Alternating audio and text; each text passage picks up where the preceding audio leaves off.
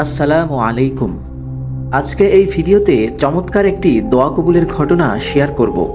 এই ঘটনাটি ঘটেছিল 15 বছরের একটি মেয়ের জীবনে। এটি সম্পূর্ণ বাস্তব এবং সত্য ঘটনা।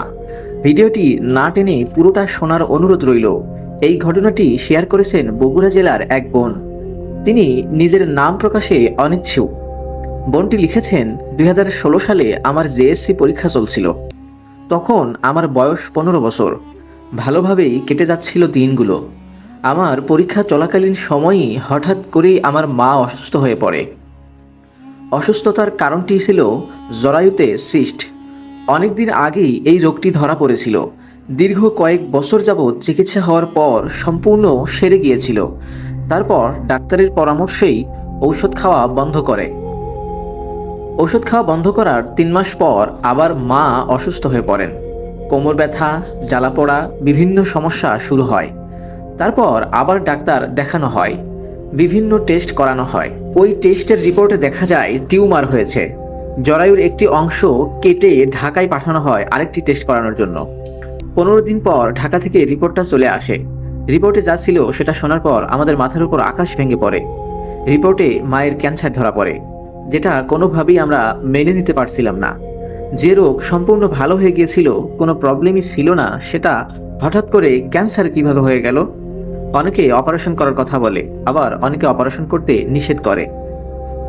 বগুড়ার বিশেষজ্ঞ প্রায় সব ডাক্তারকে দেখানো হয়, কোনো ডাক্তারই অপারেশন করতে সাহস পায় না ক্যান্সারের কথা শুনে।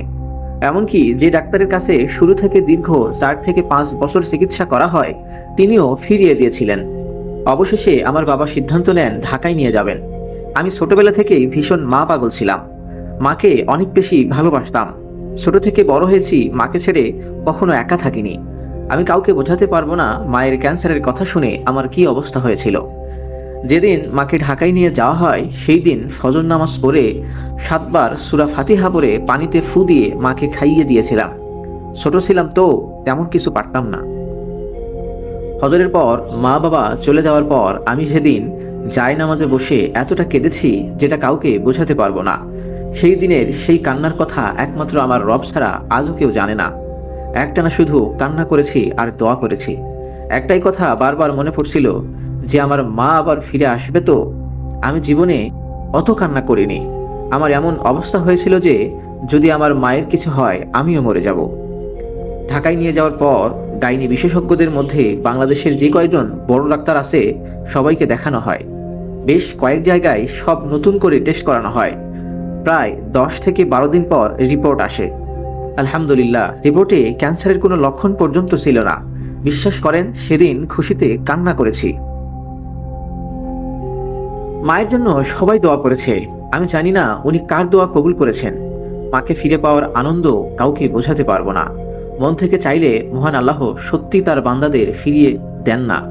আল্লাহর কাছে কোটি কোটি শুকরিয়া।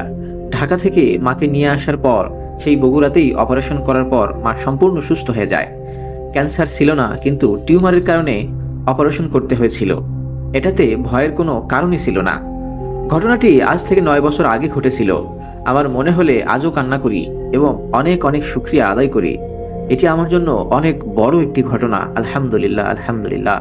আমার মা এখন সম্পূর্ণ সুস্থ আছেন। সবাই দোয়া করবেন আমার মা এবং পরিবারের সবার জন্য। আল্লাহ সুবহানাহু ওয়া তাআলা সবাইকে যেন সুস্থ রাখেন, আমিন।